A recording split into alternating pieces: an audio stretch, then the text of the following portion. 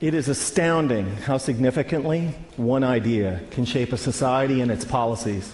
Consider this one. If taxes on the rich go up, job creation will go down. This idea is an article of faith for Republicans and seldom challenged by Democrats, and has indeed shaped much of the economic landscape. But sometimes the ideas that we are certain are true are dead wrong. Consider that for thousands of years, humans believed that the Earth was the center of the universe. It's not, and an astronomer who still believed that it was would do some pretty terrible astronomy. Likewise, a policymaker who believes that the rich are job creators and therefore should not be taxed will do equally terrible policy. I have started or helped start dozens of companies and initially hired lots of people. But if there was no one around who could afford to buy what we had to sell, all those companies and all those jobs would have evaporated. That's why I can say with confidence that rich people don't create jobs, nor do businesses large or small. Jobs are a consequence of a circle of life-like feedback loop between customers and businesses. And only consumers can set in motion this virtuous cycle of increasing demand and hiring. In this sense, an ordinary consumer is more of a job creator than a capitalist like me. That's why when business people take credit for creating jobs, it's a little bit like squirrels taking credit for creating evolution. It's actually the other way around. Anyone who's ever run a business knows that hiring more people is a course of last resort for capitalists. It's what we do if and only if rising consumer demand requires it. And in this sense, calling ourselves job creators isn't just inaccurate, it's disingenuous. That's why our existing policies are so upside down. When the biggest tax exemptions and the lowest tax rates benefit the richest, all in the name of job creation, all that happens is that the rich get richer. Since 1980, the share of income for the top 1% of Americans has more than tripled, while our effective tax rates have gone down by 50%.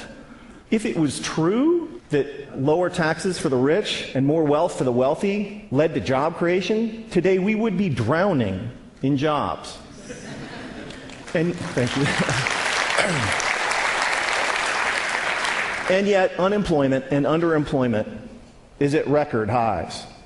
Another reason that this idea is so wrong-headed is that there can never be enough super rich people to power a great economy. Somebody like me makes hundreds or thousands of times as much as the median American, but I don't buy hundreds or thousands of times as much stuff. My family owns 3 cars, not 3,000. I buy a few pairs of pants and shirts a year like most American men. Occasionally we go out to eat with friends.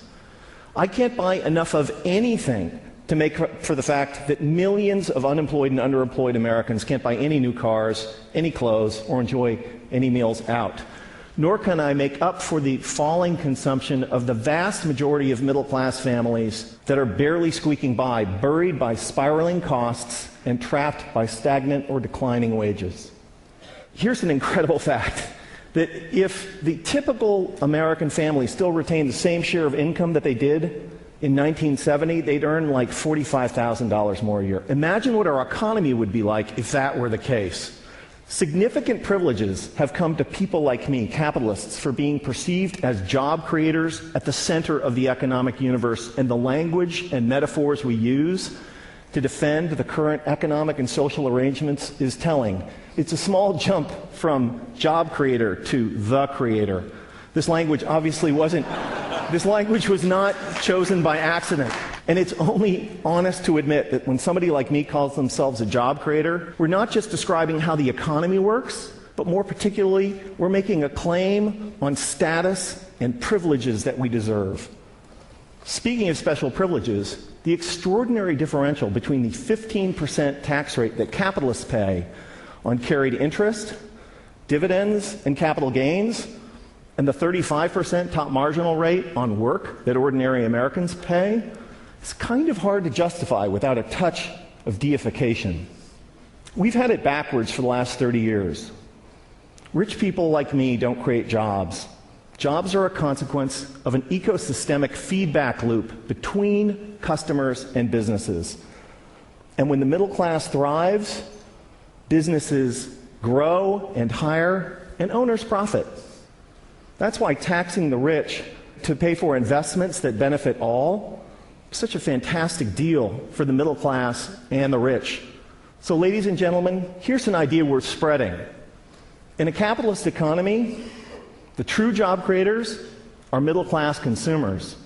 And taxing the rich to make investments that make the middle class grow and thrive is the single shrewdest thing we can do for the middle class, for the poor, and for the rich. Thank you.